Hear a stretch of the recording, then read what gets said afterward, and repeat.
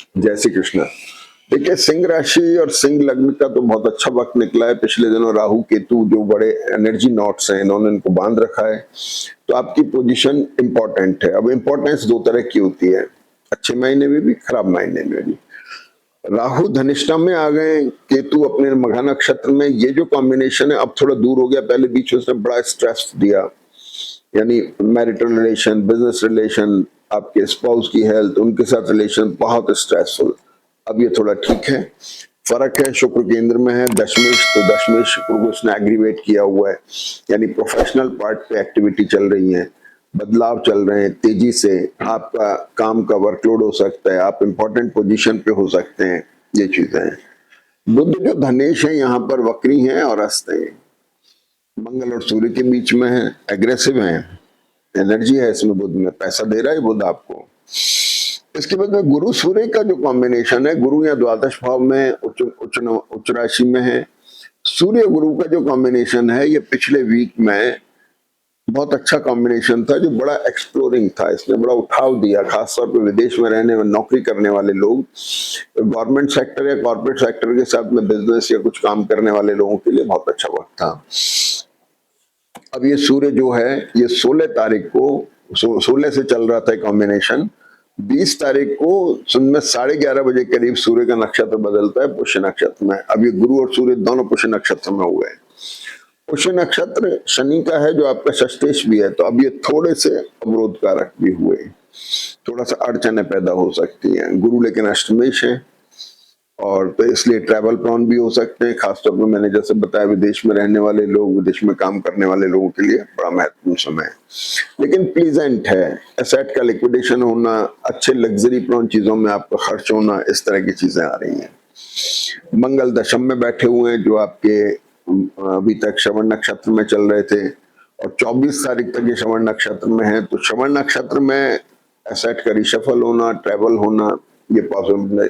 बाकी इसके अलावा पेरेंट्स की हेल्थ का विशेष ध्यान रखने की जरूरत है। जो लोग ब्लड प्रेशर के पेशेंट हैं, थायराइड के पेशेंट हैं, वो लोग थोड़ा केयरफुल रहें। और जो एलर्जी प्रोन है, उनको भी थोड़ा सा ध्यान रखना चाहिए। अब बहुत सारे फीचर्स हैं, देखिए बताता हूं मैं आपको। शनि की दृष्टि मंगल पर है। ये भी देखिए, बुध, मंगल, गुरु और शुक्र और शनि, ये चारों ग्रह इस बार थोड़े पास हैं। पास होने से थोड़ा कंप्रेशन बन रहा है, स्ट्रेस बन रहा है। अब स्ट्रेस 3 तरह के मेनली होते हैं, फिजिकल, मेंटल, फाइनेंशियल। तो जिनकी जैसी जनपति रिजल्ट देते हैं, सबसे अच्छा स्ट्रेस फिजिकल होता है, जिसमें हेल्थ का तो ध्यान रखना पड़ता है। अगर ट्रेवल हो जाती है, जगह छूट गई, लोकेशन चेंज हो गई, तो बेस्ट हो। बाकी सारे स्ट्रेसेस से बच जाता है आदमी। तो मेंटल पार्ट के ऊपर थोड़ा लो फीलिंग होना, फिजिकल पार्ट पे हल्का ट्रैवल होना, या फिर एसेट का लिक्विडेशन होना, या फिर थोड़ा एलिमेंट होना, और फाइनेंशियल पार्ट पे फ्रीजिंग होना। नहीं, फाइनेंशियल पार्ट दिखता नहीं है, कारण ये कि बुध मंगल सूर्य के बीच में है, पैसा दे रहे हैं आपको। तो ये एक सबसे बड़ी बात हो गई। यहाँ पर गुरु सूर्य की बात कर ली, इसकी बात कर ली, धन के स्थान की बात कर ली। चंद्रमा यहाँ पर है, तो चंद्रमा पिछले वीक से यहाँ एक रीडिफाइनिंग मोड बन रहा है। Business, marital relationship, profession, spouse के साथ रिलेशनशिप, और उनकी हेल्थ को लेकर के। लेकिन आपको अगर टेंडेंसी है नर्वस सिस्टम की, तो साइटिका टाइप पेन है, या अगर रहते हैं अमूमन, तो इनका ध्यान रखें। कभी कभी मुखर हो जाते हैं, उठ जाते हैं। देखिए, बड़ी इंपॉर्टेंट चीजें सामने आ रही हैं। अब देखिए, आपकी सूर्य 16-20 तारीख को बदल गए, नक्षत्र बदल गया, सूर्य का वर्गोत्तम कैरेक्टर भी खत्म हो गया। आपकी इंपॉर्टेंट पोजीशन जो बाहर थी, विदेशों में अगर रहने वाले लोग, उनके लिए बहुत अच्छी थी, अब थोड़ा सा मिनिमाइज होगी, कम होगी। फिर भी अच्छी है, रिजल्ट फिर भी आएंगे।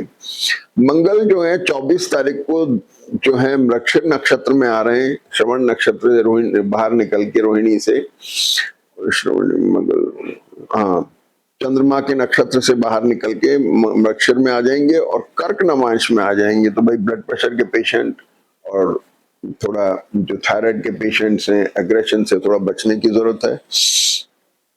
22 तारीख को शुक्र जो दशमेश हैं, वो कन्या नवांश से तुला नवांश में आ रहे हैं। तो 22 तारीख तक जो थोड़ा काम की अधिकता, प्रेशर, थोड़ा लो फीलिंग चल रही थी, अब में थोड़ा फर्क पड़ जाएगा। तो चंद्रमा यहाँ रिडिफाइनिंग मोड में है, इसकी बात हमने कर ली। फिर चंद्रमा तुला राशि में आ जाते हैं। तुला राशि में चंद्रमा आ रहे हैं 21 तारीख को सुबह 7:55 से 14:21 में, और ये आते ही वर्गोत्तम में है। चंद्रमा आपका 12th लॉर्ड हो गया, इस चंद्रमा के ऊपर राहु की दृष्टि सप्तम भाव से, मैरिटल, बिजनेस, प्रोफेशन, स्पाउस के साथ रिलेशन, आपकी नौकरी, इनको लेके थोड़ा स्ट्रेस आ रहा है। आने वाले 1.5-2 दिन जब तक चंद्रमा राहु के आसपास रहेंगे, तब तक एस्पेक्ट रहेंगे राहु से, तब तक ये रहेगा। इसके बाद में थोड़ा रिलीफ मिल जाएगा। इसके बाद में वृश्चिक राशि में चंद्रमा आते हैं 23 तारीख को शाम को 7 बजे। ये अच्छा साइन है, मंगल इस पर दृष्ट है। तो मंगल 23 में चंद्रमा आ रहे हैं और 24 तारीख को 3:22 पे बदल रहे हैं। तो इसका मतलब ये है कि चंद्रमा जब तक आप उठेंगे तब तक चंद्रमा मृगशिर में आके मंगल चंद्रमा पर दृष्ट होंगे, जो द्वादशेश हैं, चतुर्थेश हैं और गुरु से भी दृष्ट हैं। एसेट का लिक्विडेशन होना, एसेट का रिशफल होना, दूसरा ट्रैवल होना, दोनों चीजें इसमें आ रही है। पेरेंट्स की हेल्थ का विशेष ध्यान रखने की जरूरत है। तो चंद्रमा जब वृश्चिक में 23 से 26 में ट्रैवल प्रोन है, एसेट के लिक्विडेशन को लेकर के हैं। मंगल शनि का, मंगल शुक्र का एक बड़ा प्लीजेंट कॉम्बिनेशन है, तो अच्छा साइन है। गोल्ड सिल्वर का काम करने वाले, शेयर मार्केट का काम करने वाले लोग थोड़ा सा ध्यान रखें। और फिर चंद्रमा आते हैं 26 तारीख को सुबह 7:35 बजे धनु राशि में। इस चंद्रमा को समझना बहुत जरूरी है। यहाँ पर देखेंगे तो गुरु के साथ में कॉम्बिनेशन बना रहे हैं चंद्रमा, गुरु की राशि में और गुरु चंद्रमा की राशि में। लेकिन भाई ये चंद्रमा थोड़े स्ट्रेसफुल हैं। चंद्रमा ट्रैवल प्रोन भी हैं, आपके खर्चों को लेकर के, लाइबिलिटीज को लेकर चिंता भी दे सकते हैं। तो इसके ऊपर मंगल की दृष्टि हो गई, मंगल दृष्ट है, बुध दृष्ट है, जो इसको सीज कर रहे हैं। एडमेंट नहीं होना है किसी पार्ट के ऊपर, बच्चों के साथ अच्छे रिलेशनशिप रखने हैं, किसी तरह के विवाद से बचने की कोशिश करनी है। और इसके बाद में मंगल बुध भी दृष्ट है, इधर केतु भी दृष्ट है और इधर से शनि भी दृष्ट है। तो रिडिफाइनिंग मोड भी बन रहा है, फ्रीज भी है, सीजिंग है इसके अंदर, एक्यूटनेस बहुत ज्यादा है, बोलने पे कंट्रोल रखना है, व्यवहार में कंट्रोल रखना है। आपका प्रेशर रिफ्लेक्ट ना हो, इस बात की कोशिश करिएगा। रिफ्लेक्ट होकर के व्यवहार में फर्क आके चीजें बिगाड़ सकता है।